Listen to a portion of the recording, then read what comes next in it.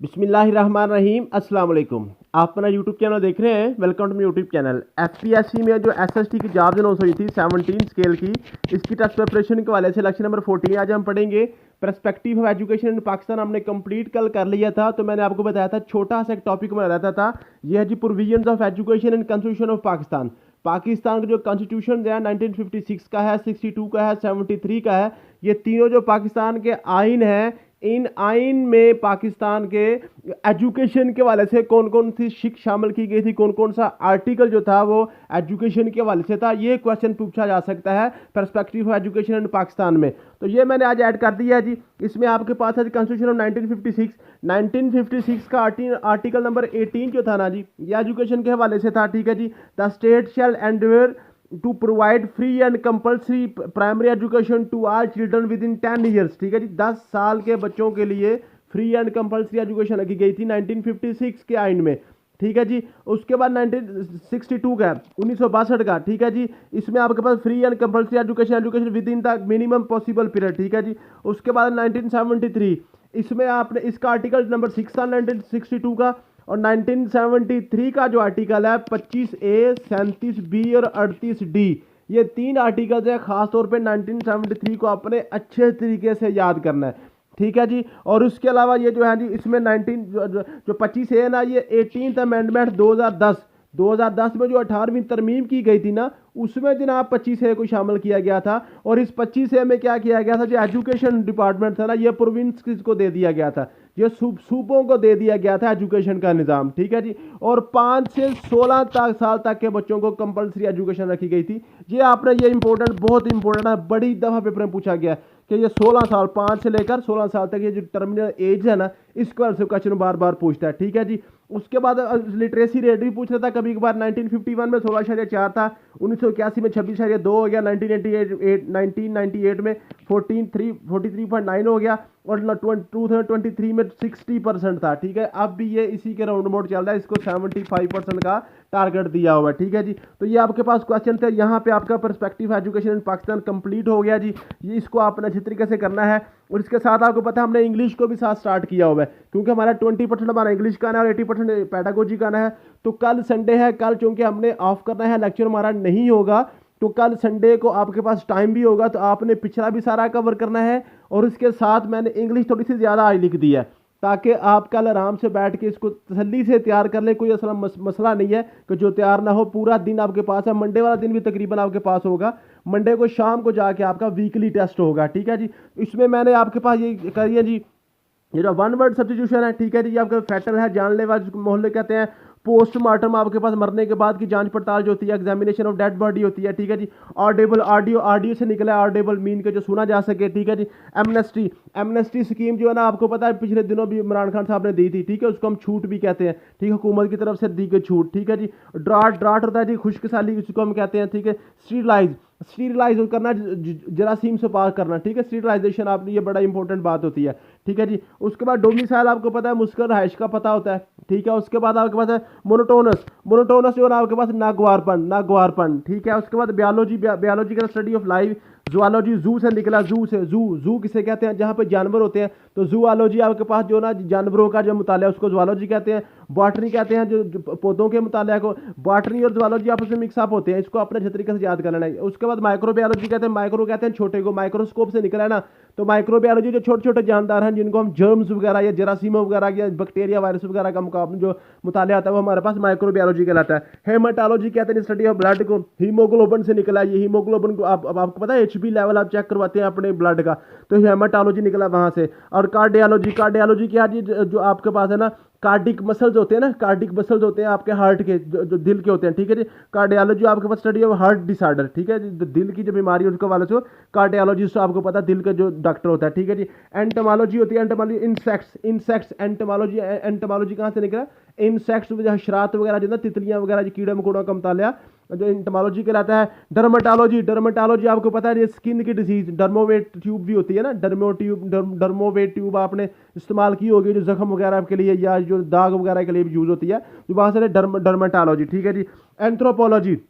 Anthropology the study of mankind, ecology कहते हैं study of environment को कहते हैं, उसके बाद आर्कियोलॉजी, आर्कियोलॉजी कहते हैं जी एंशियंट साइंसेस जो ना साइंसेस वगैरह जो होते हैं सोसाइटीज़ वगैरह असारे कदीमा, और उसके बाद जीरेंटोलॉजी कहते हैं जी आपके पास study of old age and old people जो ना जीरेंटोलॉजी उनको बोलते हैं, ठीक है जी।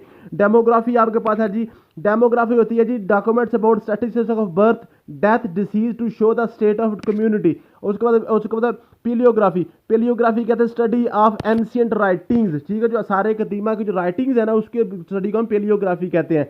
बायोग्राफी और ऑटोबायोग्राफी ये दो इंपॉर्टेंट चीज़ें हैं। बायोग्राफी होती है किसी दूसरे बंदे के बारे में लिखना, ठीक है जी, और ऑटोबायोग्राफी होती है जो किसी अपने आप के बारे में जो अपनी स्वान उम्री लिखनी होती है उसको हम ऑटोबायोग्राफी कहते हैं। कैटलॉग कहते हैं जी तफसीली फहरिस्त को, और एजेंडा कहते हैं list of things discussed in a meeting, ठीक है जी। वैसे बुक वगैरह की जो लिस्ट होती है उसको कैटलॉग कहते हैं, जिसको फहरिस्त कहते हैं, और जो किसी मीटिंग का एजेंडा होता है जो फहरिस्त होती है उसको हम एजेंडा कहते हैं। एफिडेविट कहते हैं बयान हल्फी को, और मैन्यूस्क्रिप्ट, मैन्यू निकला है मैनुअल से, जो हाथ से लिखी हुई जो चीज़ होती है उसको हम मैन्यूस्क्रिप्ट कहते हैं। ये बड़ा इंपॉर्टेंट है, पेपर में बार बार आता है, ठीक है जी।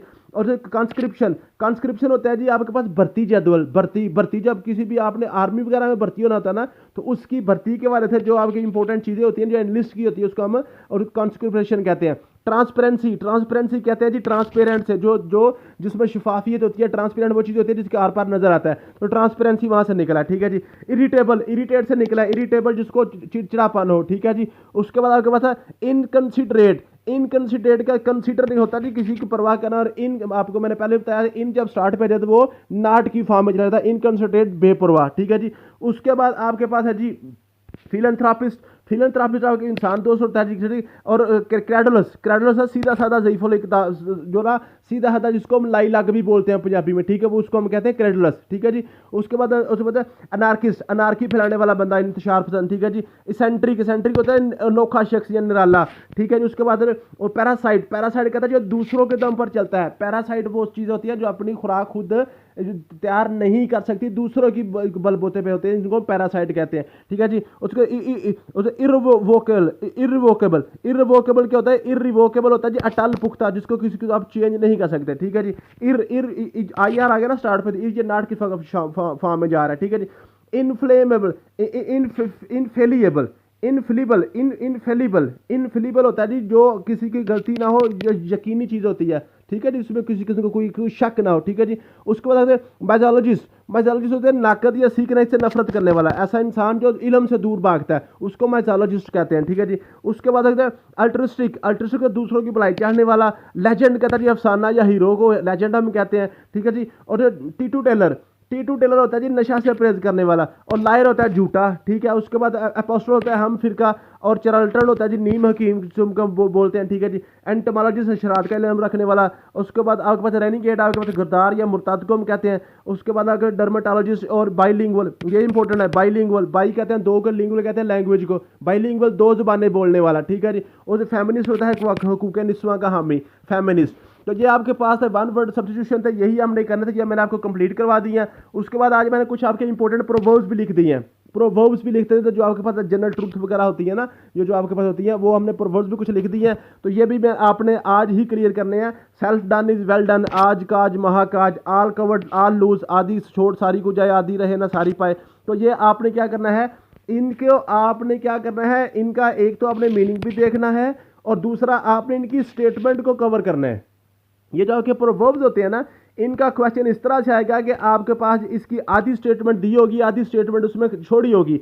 जैसे सेल्फ डन इज, आगे ये छोड़ देगा, इसको खाली जगह दे देगा, आपको पता होना चाहिए वेल डन, ठीक है। सेल्फ डन और नीचे ऑप्शन दे देगा वेल डन, गुड डन, और या फाइन हो जाएगा, या जो सक्सेसफुल, इस तरह का जो दो चार ऑप्शन दे देगा। तो आपने इसका एग्जैक्ट इसका जो वर्डिंग आपने याद करनी है, ठीक है जी। उसके बाद do not put till tomorrow what you can do today, ठीक है। आज का काम कल पर मत छोड़ो। तो ये आपके पास इस तरह के ये प्रोवर्ब्स मैंने तकरीबन लिखे हैं। ये मैं इसको थोड़ा सा रोकता हूँ ताकि जैसे स्क्रीनशॉट लेना है स्क्रीनशॉट भी ले ले, ठीक है। तो उसको मैं थोड़ा रोक के आगे चलाऊंगा, ठीक है। ये तकरीबन 200 मैंने लिखे हैं प्रोवर्ब्स आपके, तो ये आपने यही आपने अच्छे तरीके से याद करने हैं, ठीक है। और मैं कोशिश करूंगा कि ये जो आपके प्रोवर्ब्स हैं इनके मानी उर्दू में मानी भी इसको एक और इसमें कॉलम ऐड करके ना तो आपको दे दूं, ताकि इसका साथ साथ आपका उर्दू भी क्लियर होता जाए। क्योंकि आपको पता है जो मुहावरे होते हैं ना, ये जो आप प्रोवर्ब्स हैं ये आपके उर्दू के पेपर में भी आते हैं, ठीक है, तो ये भी हमने साथ साथ कवर करने होते हैं, ठीक है जी। तो ये मैं आपके साथ थोड़ा इसको थोड़ा सा रोक रोक के इसको यहाँ पे कर रहा हूँ, ताकि आपने किसी ने स्क्रीनशॉट लेना है तो ले लें। वैसे जो हमारा ग्रुप में ऐड है उनको तो वैसे ये पीडीएफ मैंने ऑलरेडी शेयर कर दी हुई है, जो ग्रुप में ऐड नहीं है उनके लिए यह रोक रोक के रख रहा हूँ, ताकि आप यहाँ से स्क्रीनशॉट भी लेना चाहे तो आप ले सकते हैं, ठीक है जी। मुझे उम्मीद है कि आपको ये कवर हो जाएगा। तो ये पर्सपेक्टिव एजुकेशन आपका कंप्लीट हो गया, साथ आपने इंग्लिश का भी ये कुछ अब ये वोकैबलरी हमारी चल रही है ये भी आपने कंप्लीट करनी है। 3-4 लेक्चर और हम वोकैबलरी पे लगाएंगे, इसके ईडियम्स वगैरह भी करेंगे, उसके बाद सिनोनिम और एंटोनिम्स करके तो फिर हम हमारी इंग्लिश ग्रामर स्टार्ट कर देंगे हम, ठीक है। ग्रामर का भी तकरीबन 5-6 टॉपिक्स हैं, वही आपने करेक्ट यूज ऑफ वर्ब करना है, करेक्ट यूज ऑफ नाउन करना है, पार्ट्स ऑफ स्पीच वगैरह करने हैं, और जो आपके पास आप जो है ना डायरेक्ट इंडायरेक्ट वगैरह करेंगे, और आपके पास वो जो करेंगे एक्टिव वाइज और पैसिव वाइज वगैरह, ठीक है। तो यही हमने करने हैं बार बार, ठीक है। इसके अलावा आपने कुछ भी नहीं करना। तो ये मुझे उम्मीद है कि आप इसको साथ साथ कर लेंगे तो इंशाल्लाह ताला आपका पेपर कवर हो जाएगा। थैंक यू सो मच, मिलते हैं नेक्स्ट वीडियो में। अल्लाह हाफिज़।